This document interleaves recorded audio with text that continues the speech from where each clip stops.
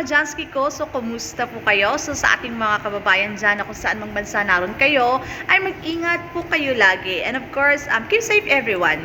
So for today's video guys, ay may bago na naman tayong i-share sa inyo ng mga bagong kaalaman and bibigyan natin ng mga kahulugan ang inyong panaginip, ang sitwasyon ng inyong panaginip na ito ay may hatid ng mga swerte o positibo na lingid sa inyong kaalaman na akala nyo binabaliwala nyo lang na ito pala ay isang sign o mga senyales na may mga swerteng paparating o mga windfall na hindi nyo inaasahan, okay?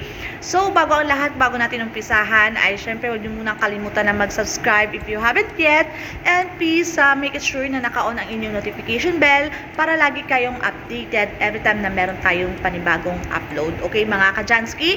Anyway pala, hello kay si Shaira. Maraming salamat sa iyo, Sisi.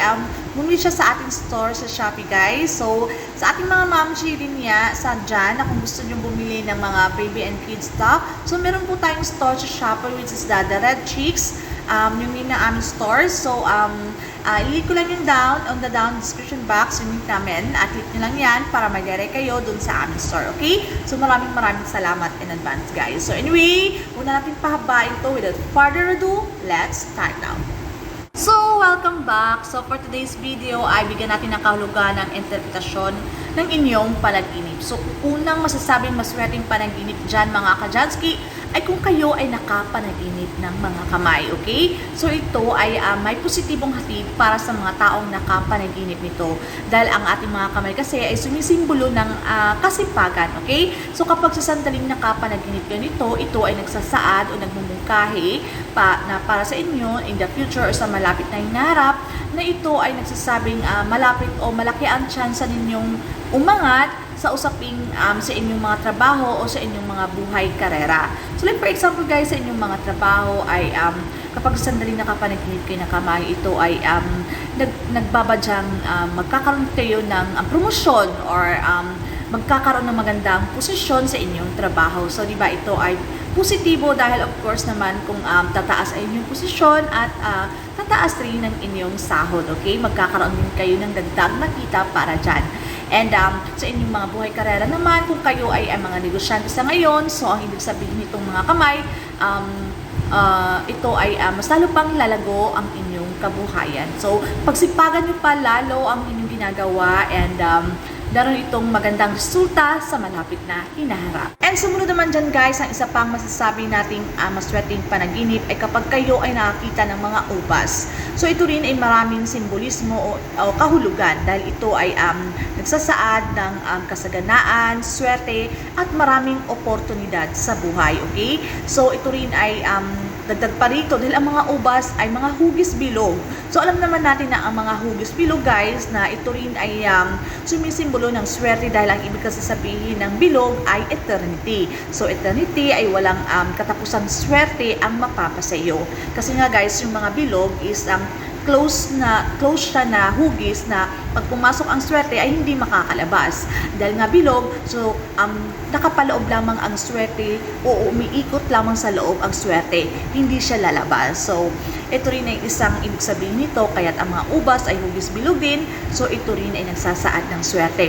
Maraming kasaganaan at mga swerte sa usaping yaman o pananalapi at maraming oportunidad sa buhay. So, kung kayo ay halimbawa na lamang nag-a-apply ng mga trabaho sa abroad at sa sandaling nakapanaginip nito ng mga ubas ay asahan nyo sa madarating na araw ay may magandang balitang paparating na siguradong kayo ay masisiyahan. And sumunod naman guys, na isa pa nating masasabing maswerte ay kapag kayo ay nakakita ng isda sa inyong panaginip, especially pag ito ay napakaraming isda, okay? So kapag kayo ay isang negosyante, ay ito ay nagbabadya ng malaking swerte sa inyong mga negosyo. Dahil ibig sabihin nito ay kikita ng marami o limpak-limpak ng salapi ang inyong mga negosyo sa malapit na hinaharap.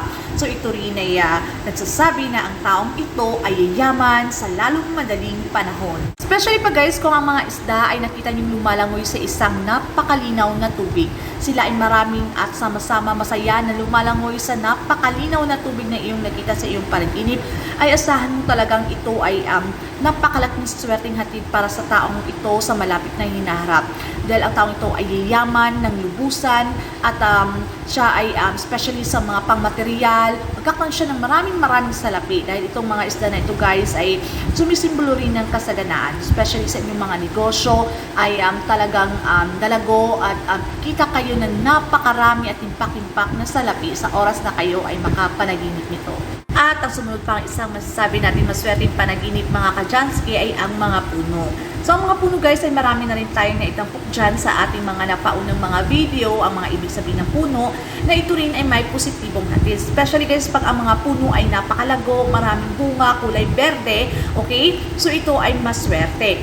Hindi lamang ito sa usaping pangmaterial, sa mga usaping pananalapi, or maraming swerteng darating sa iyo sa hinarap. Ito rin ay nagsisimbolo sa mahabang buhay, okay? So, ito rin ay ang interpretasyon din dito na ikaw ay magkakaroon ng long life. So, ito ay magandang balita of course naman. Kasi kung ikaw naman nga ay yayaman, marami kang pera, pero hindi mo naman siya na-enjoy ng sa mahabang buhay dahil ikaw naman ay wala na, kinuha ka na ni Lord, di ba? So, at least tayo ay makakasama pa natin yung ating mga mahal sa buhay, ang ating mga pamilya, at mai-enjoy pa natin ito, especially na tayo pa ay maraming pera, mayaman tayo, at nabuhay pa tayo ng matagal. O, di ba? Mas lalo pa nating nakasama yung ating mga mahal sa buhay.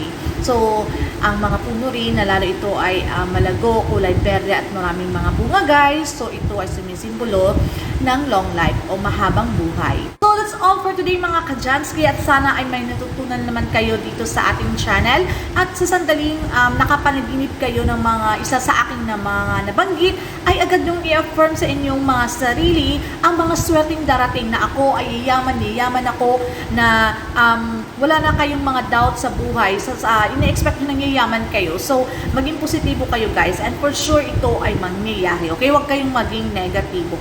So, that's it lamang mga ka-Jansky. So, huwag niyong kalimutan yan. And of course naman, kailangan rin na gumawa ng aksyon, sipag at syaga, okay? Especially kung kayo ay mga negosyante at kayo ay nakapanaginip ito. So, kailangan na pa kayong magsipag and at the end, so, mas marami pang pera ang inyong kikitain at may mga windfall kayong hindi nyo inaasahan o baka hindi nyo alam na may transaction kayong na-close, o diba? So, na hindi nyo ina-expect. So, yung mga ganun. So, i-affirm nyo sa inyong mga sa inyong mga sarili, ang mga swerte ito sa sandaling kayo ay nakapanaginip ng isa sa aking mga nabanggit. And tandaan lamang po natin na ito lang naman po ay isang gabay o inspirasyon lamang. Wala namang masama kung ating susubukan o ating paniniwalaan. Basta't ang mahalaga ay hindi po tayo nakakapan lamang. And mga ka-Jansky, tayo pa rin ang gumagawa ng ating kapalaran. Okay? So anyway guys, maraming salamat sa inyong walang sawang pagsuporta dito sa ating channel. And guys, if you like this video, ay paki-like naman. And our channel is we have already 195,000 subscribers. So thank you so much guys, and sa mga palagi ang nagko-comment, nababasa ko po yun at maraming salamat sa inyo dahil kayo po ang aking inspirasyon kung bakit pa po ako gumagawa ng mga ganitong content, okay? So please naman paki-follow yung ating FB page is The Chika and Pampaswerte Tips ni Miss Jans, okay? Kung meron kayong mga katanungan na nais nating masagot na mas madali nating mabasa guys, makita, ay i-message nyo lang ako dun sa ating messenger kaysa dito sa ating dito sa comment section sa ating YouTube channel ay hindi ko agad siya maano kasi nasa sapawan siya guys, okay? So maraming salamat sa inyong mga ka-Jansky. So see you again or next one. Keep safe everyone, okay? Bye!